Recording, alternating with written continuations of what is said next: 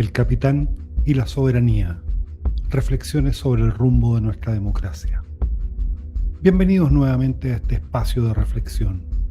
Hoy quiero proponerles un ejercicio de imaginación que nos transportará más de 2000 años atrás, pero que nos servirá para entender el pulso de nuestro presente.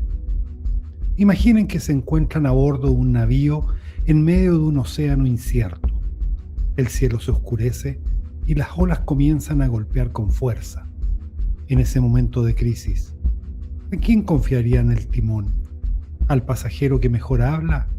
¿Al que les promete el viaje más placentero? ¿O a aquel que realmente conoce los secretos de las corrientes, las estrellas y la navegación? Hace más de 2000 años, Sócrates advertía sobre el riesgo de una democracia incapaz de distinguir entre el conocimiento y la simple popularidad. Su analogía del barco no buscaba eliminar la democracia, sino señalar una fragilidad inherente, el peligro de que el debate público deje de privilegiar la razón y comience a premiar únicamente aquello que resulta emocionalmente atractivo o demagógicamente útil. Para Sócrates, el voto no era un instinto, sino una habilidad que requiere ser enseñada y practicada. Si permitimos que el barco sea dirigido por quien solo sabe ganar simpatías, el naufragio es inevitable. Bajo esta luz, cabe hacernos la pregunta que hoy nos incomoda en Chile. ¿Quién gobierna realmente? La respuesta inmediata es el pueblo. Pero al observar cómo funciona nuestra arquitectura política, la respuesta se llena de matices que desafían esa simplicidad. En teoría vivimos en una democracia representativa. Sin embargo, en la práctica, los partidos políticos ocupan el centro absoluto de toda la arquitectura institucional.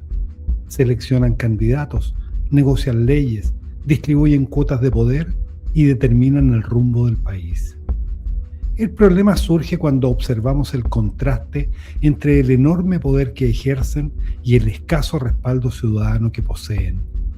La militancia partidaria es hoy una fracción mínima del padrón electoral. Sin embargo, esa minoría define las reglas bajo las cuales vivimos millones de independientes. Aquí resuena de nuevo la advertencia socrática.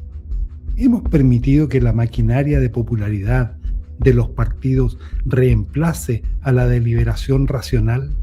El sistema muchas veces termina premiando estructuras partidarias mucho más que liderazgos individuales con conocimiento real. Y esa diferencia importa muchísimo si queremos que el barco llegue a buen puerto. Debemos ser conscientes de que esta navegación tiene un costo, y es alto. Todos financiamos las campañas, el funcionamiento permanente de los partidos, los asesores y toda la estructura destinada a sostener el sistema. Cuando la política se financia con recursos de todos, deja de pertenecer exclusivamente a los partidos. Nos pertenece a todos nosotros.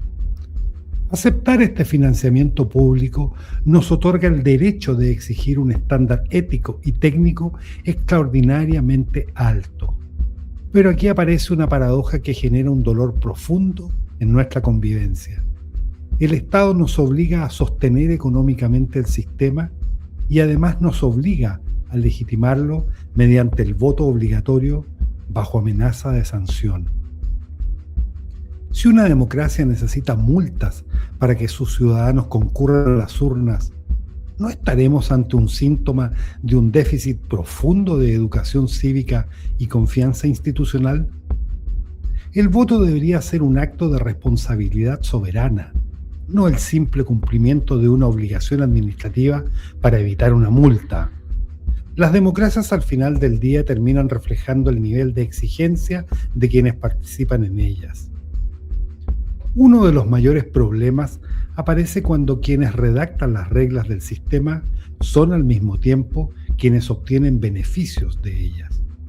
Un ejemplo racional y concreto lo vimos tras las elecciones de 2025, cuando 13 partidos enfrentaron su disolución por no cumplir los mínimos legales. Vimos cómo el sistema permite interpretaciones para facilitar la continuidad de las organizaciones políticas por sobre la medición del respaldo ciudadano real. Lo mismo ocurre con mecanismos como la paridad de género o el método de Hunt. Más allá de la validez de sus objetivos, como promover la participación femenina o la proporcionalidad, surge una duda sobre la soberanía. Cuando el sistema interviene después que el ciudadano ya votó para ajustar el resultado a un nuevo diseño previo, se está aplicando un segundo filtro que el elector no controló en la urna. Si el ciudadano vota creyendo que su voto determina quién resulta elegido, pero un filtro posterior altera esa voluntad, la pregunta deja de ser sobre género o matemáticas. Pasa a ser una pregunta sobre quién es realmente el soberano. ¿Dónde termina el criterio de corregir la voluntad popular en favor de un diseño preestablecido? ¿Cómo sanamos este dolor democrático? Una propuesta racional es devolverle el timón al ciudadano mediante el voto nulo vinculante. Si una mayoría concluye que la oferta política carece de la calidad o el conocimiento necesarios, ese voto nulo debería invalidar la elección donde sea que ella ocurre.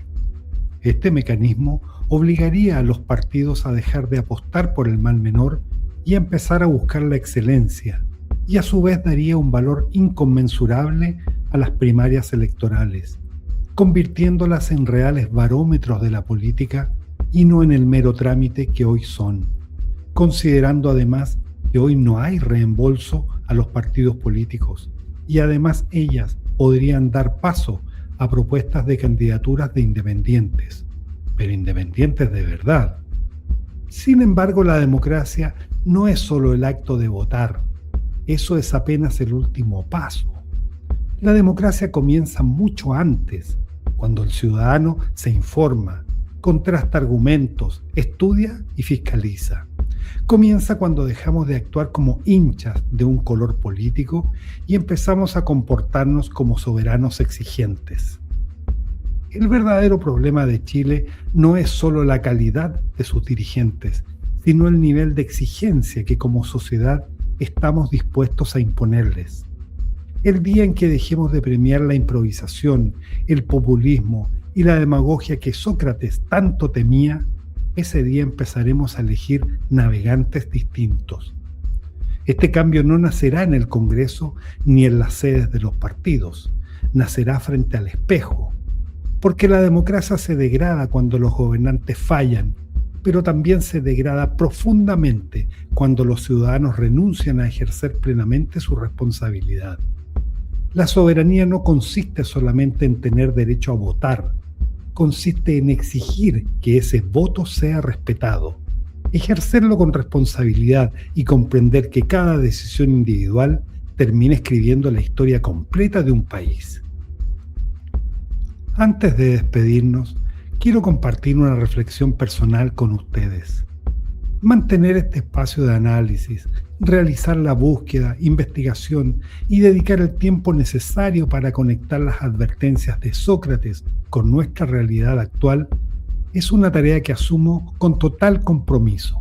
Sin embargo, para que este proyecto siga creciendo y sobre todo para reforzar la independencia de mis ideas, quiero invitarlos a ser parte activa de su sostenibilidad.